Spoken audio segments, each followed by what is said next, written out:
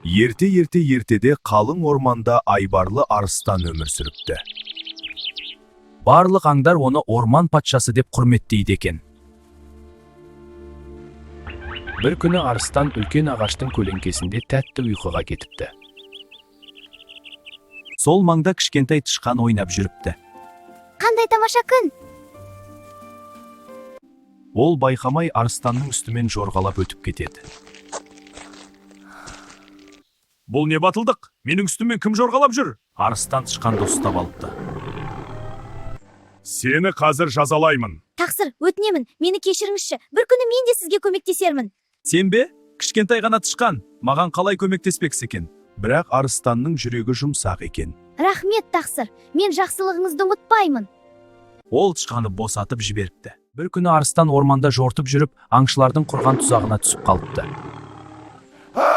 Көмектесіңдер! Ол қанша бұлқынғанымен құтыла алмапты. Сол кезде жақын маңда жүрген тышқан арыстанның даусын естіпті. Бұл орман патшасының дауысы ғой. Кішкентай досым, көмектесе аласың ба? Әрине, Тақсыр, уәдемді орындаймын. Тышқан өткір тістерімен тұзақтың жіптерін кеміре бастапты. Бір жіпті, тағы бір жіпті. Ақыры тұзақ үзіліп, арыстан босап шығыпты. Мен сені кішкентай деп менсінбеп едім, бірақ сен мені үлкен қауіптен құтқардың. Жақсылық әрқашан қайтады, Тақсыр. Сол күннен бастап арыстан ешкімді кішкентай деп кемсітпейтін болыпты. Өйткені ол бір ақиқатты түсініпті. Үлкенге де кішіге де құрметпен қарау керек. Иә, жақсылықтың қайтарымы болады.